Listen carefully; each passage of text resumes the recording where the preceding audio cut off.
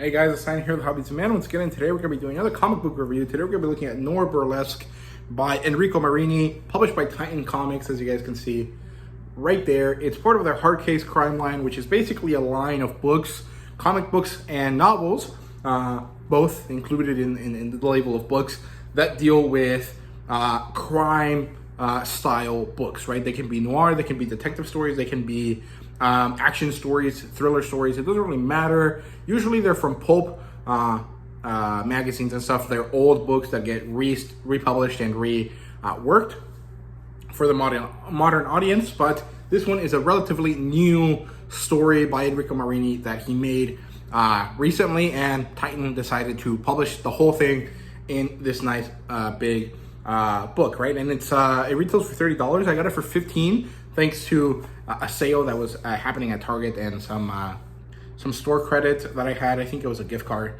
and it worked out really, really well for me. I quite am happy with that.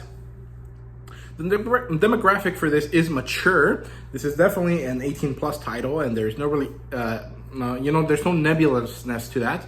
It is clearly for adults. It deals with very adult topics, and the genres here are noir, detective story, and gang warfare to an extent. I'm not really sure that's a genre, but there is a current level of like interest in stories like that, and there's definitely, of course, very many famous movies just about gangsters, right? So it's basically that type of story, right? And it does not have an adaptation, although this would be a really cool live action movie because there's nothing here that is ridiculous or CGI infested. Everything here is very realistic and possible to do with very minimal CGI, right? This would be an awesome like movie, maybe a Netflix movie, something that isn't necessarily top tier, but is definitely treated with care and thought of, well. So I would like to see that, but it is not necessary.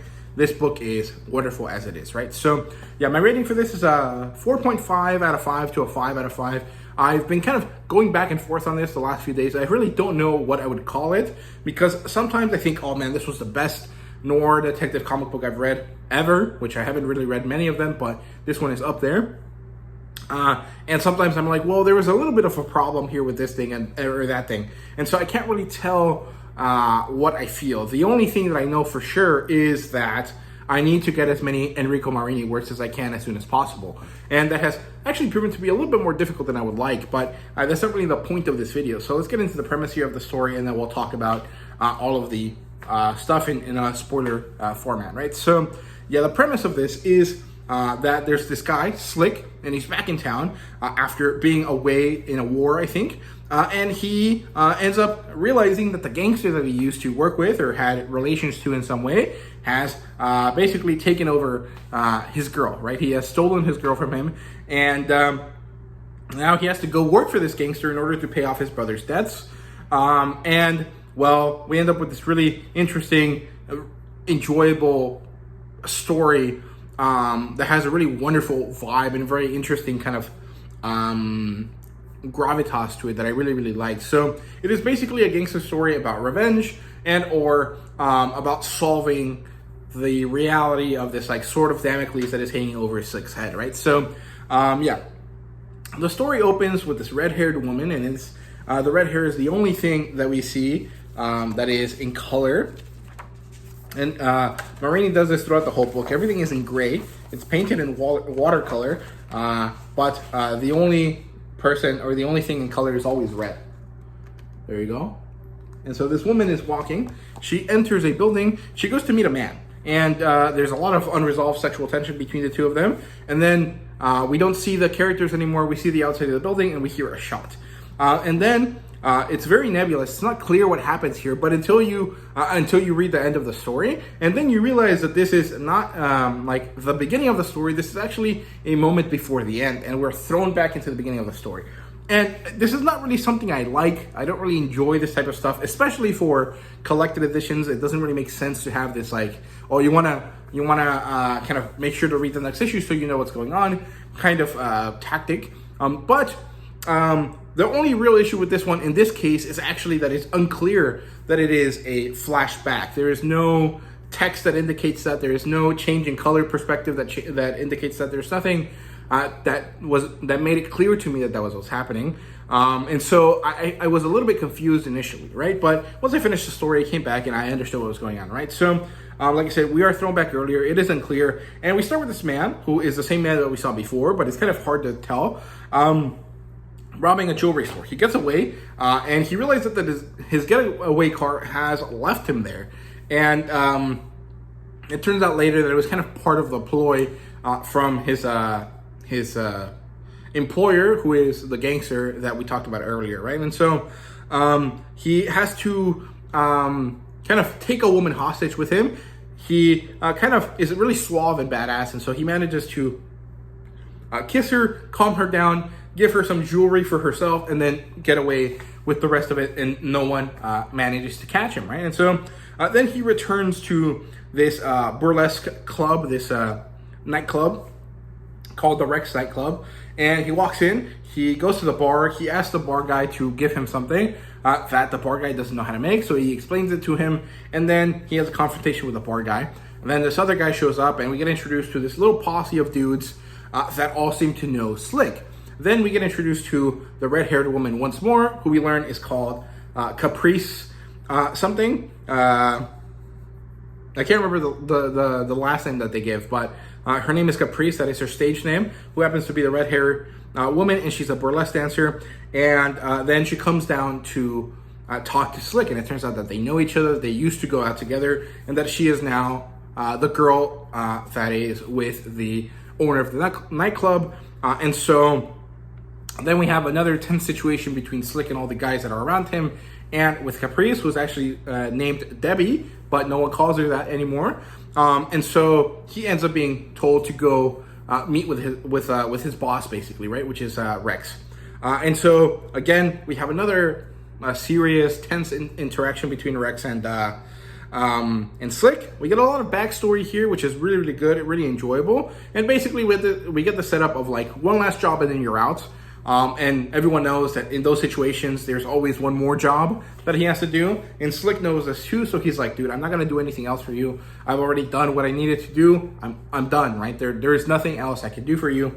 But things happen. Rex decides to attack Slick and try to get rid of him twice. It doesn't work. And so Slick, in order to kind of get over the fact that this guy's trying to continuously attack him, is like, okay, one last job and then I'm out, right? And so they explain the job, we get the situation going on, and at the same time, at some point in the story, we get to see Slick meet with a detective whose name is Connolly, who happens to be Slick's childhood friend, and they have this interaction that's tense, that you don't think goes anywhere, but then comes back at the end of the book in a really satisfying way. So pay attention to that part of the story, and then we get to see Slick and all of Rex's men go through this, convoluted plan to get back at the ZZ family, who are Italian mobsters, whereas Rex and his crew seem to be American gangsters of some unknown origin. I'm not really sure where they're from, but they're clearly against the Italian gangsters,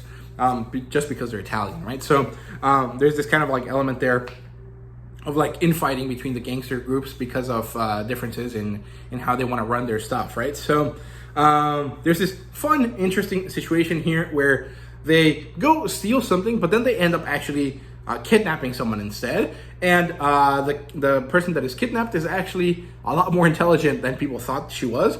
And so she manages to escape. There's an interaction between them, and then this ends up snowballing into the interaction between Slick and all the other men that leads to the resolution of the story. We're caught up to the beginning of the story, and then we have a further resolution there that ends up really, really nicely. And I really enjoyed this story so much. It's only 2 issues, but because they're European issues, they're about 50 pages long. This is about 100 and something pages long. I can't remember exactly how much. And it's a great story. I really, really enjoyed it. The end was great and wonderful. It had a really nice, satisfying movie ending to it. And it also has this really fun page here. So there you go.